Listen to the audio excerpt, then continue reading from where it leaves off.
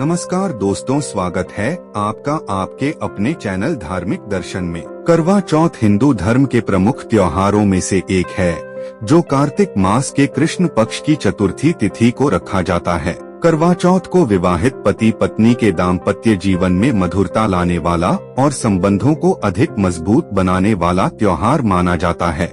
करवा चौथ इस बार 20 अक्टूबर दिन रविवार को है।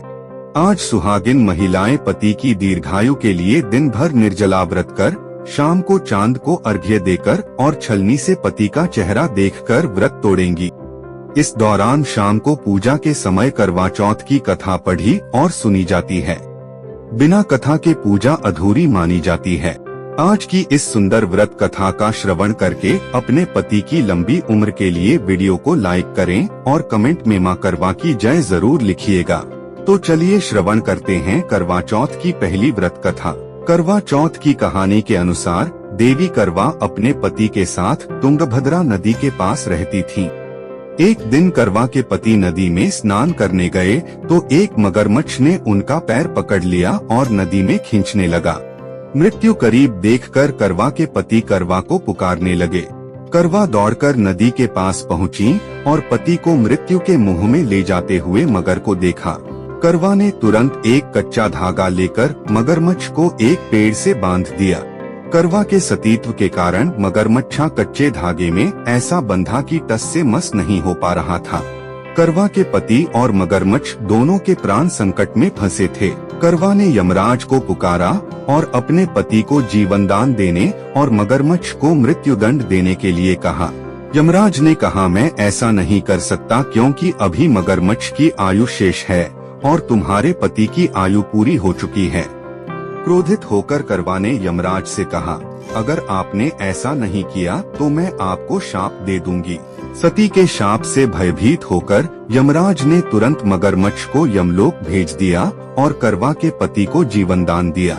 इसलिए करवा चौथ के व्रत में सुहागन स्त्रियां करवा माता से प्रार्थना करती हैं कि हे करवा माता, जैसे आपने अपने पति को मृत्यु के मुंह से वापस निकाल लिया, वैसे ही मेरे सुहाग की भी रक्षा करना। करवा माता की तरह सावित्री ने भी कच्चे धागे से अपने पति को वट वृक्ष के नीचे लपेट कर रखा।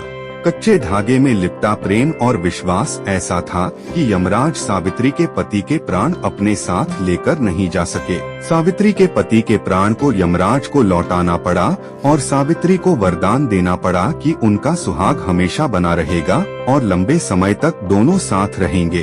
तो प्रेम से बोलिए मां करवा की जय। अब श्रवण करते हैं करवा चौथ की दूसरी कथा। बहुत समय पहले की बात है। एक साहूकार के 7 बेटे और उनकी एक बहन करवा थी।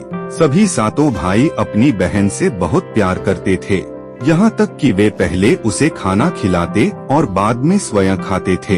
एक बार उनकी बहन ससुराल से मायके आई हुई थी। शाम को भाई जब अपना व्यापार व्यवसाय बंद कर घर आए तो देखा उनकी बहन बहुत व्याकुल थी।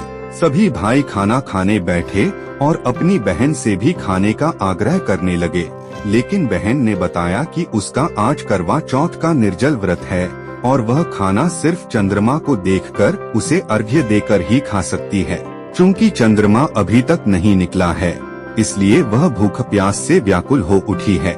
सबसे छोटे भाई को अपनी बहन की यह हालत देखी नहीं जाती, तो वह दूर पीपल के पेड़ पर एक दीपक जलाकर चलनी की ओट में रख देता है। दूर से देखने पर वह ऐसा प्रतीत होता है कि जैसे चतुर्थी का चांद उदित हो रहा हो। इसके बाद भाई अपनी बहन को बताता है कि चांद निकल आया है, तुम उसे अर्घ्य देने के बाद भोजन कर सकती हो। बहन खुशी के मारे सीढ़ियों पर चढ़कर चांद को देखती है, उसे अर्घ्य देकर खाना खाने बैठ जाती है।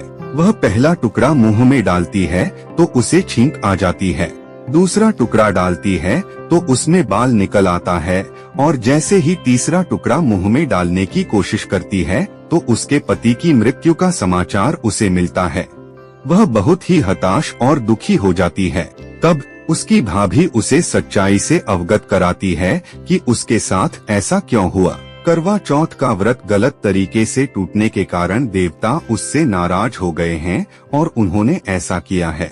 सच्चाई जानने के बाद करवा निश्चय करती है कि वह अपने पति का अंतिम संस्कार नहीं होने देगी और अपने सतीत्व से उन्हें पुनर्जीवन दिलाकर रहेगी। वह पूरे 1 साल तक अपने पति के शव के पास बैठी रहती है, उसकी देखभाल करती है। उसके ऊपर उगने वाली सुईनुमा घास को वह एकत्रित करती जाती है। 1 साल बाद फिर करवा चौथ का दिन आता है। उसकी सभी भाभियां करवा चौथ का व्रत रखती हैं। जब भाभियां उससे आशीर्वाद लेने आती हैं, तो वह प्रत्येक भाभी से यम सुई ले लो, ये सुई दे दो, मुझे भी अपनी जैसी सुहागिन बना दो, ऐसा आग्रह करती है। लेकिन हर बार भाभी उसे अगली भाभी से आग्रह करने का कह चली जाती है। इस प्रकार जब छठे नंबर की भाभी आती है, तो करवा उससे भी यही बात दोहराती है। यह भाभी उसे बताती है कि चूंकि सबसे छोटे भाई की वजह से उसका व्रत टूटा था, इसलिए उसकी पत्नी में ही शक्ति है कि वह तुम्हारे पति को दोबारा जीवित कर सकती है। इसलिए जब वह आए तो तुम उसे पकड़ लेना और जब तक वह तुम्हारे पति को जिंदा न कर दे, उसे नहीं छोड़ना। ऐसा कहकर वह चली जाती है। सबसे अंत में छोटी भाभी आती है। करवा उनसे भी सुहागिन बनने का आग्रह करती है, लेकिन वह टालमटोली करने लगती है। इसे देख करवा उन्हें जोर से पकड़ लेती है और अपने सुहाग को जिंदा करने के लिए कहती है। भाभी उससे छुड़ाने के लिए नोचती है, खसोटती है, लेकिन करवा नहीं छोड़ती है। अंत में उसकी तपस्या को देख भाभी पसीज जाती है और अपनी छोटी अंगुली को चीरकर उसमें से अमृत उसके पति के मुंह में डाल देती है। करवा का पति तुरंत श्री गणेश कहता हुआ उठ बैठता है। इस प्रकार प्रभु कृपा से उसकी छोटी भाभी के माध्यम से करवा को अपना सुहाग वापस मिल जाता है। तो प्रेम से बोलिए माँ करवा की जय। अब श्रवण करते हैं करवा चौथ की तीसरी कथा। बहुत सी प्राचीन कथाओं के अनुसार करवा चौथ की परंपरा देवताओं के समय से चली आ रही है। धार्मिक मान्यताओं अनुसार ये व्रत सबसे पहले शक्ति स्वरूपा देवी पार्वती ने भगवान शिव के लिए रखा था। कहते हैं इसी व्रत के प्रभाव से उन्हें अखंड सौभाग्य की प्राप्ति हुई थी। इस कहानी के अनुसार माना जाता है कि एक बार देवताओं और दानवों में युद्ध शुरू हो गया और उस युद्ध में देवताओं की हार हो रही थी। ऐसे में देवता ब्रह्मदेव के पास गए और रक्षा की प्रार्थना की। ब्रह्मदेव ने कहा कि इस संकट से बचने के लिए सभी देवताओं की पत्नियों को अपने अपने पतियों के लिए व्रत रखना चाहिए और सच्चे दिल से उनकी विजय के लिए प्रार्थना करनी चाहिए। ब्रह्मदेव ने यह वचन दिया कि ऐसा करने पर निश्चित ही इस युद्ध में देवताओं की जीत होगी।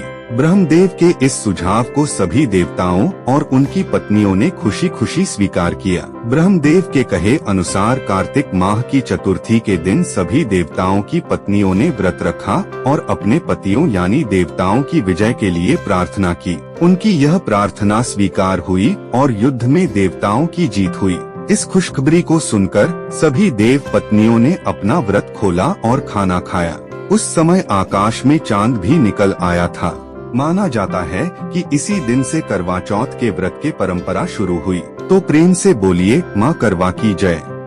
तो दोस्तों, यदि यह वीडियो आपको अच्छी लगी है तो वीडियो को लाइक, कमेंट और शेयर करें और आप हमारे चैनल में नए हैं तो चैनल को सब्सक्राइब भी जरूर करें ताकि आप ऐसे ही महत्वपूर्ण जानकारी प्राप्त कर सके। धन्यवाद।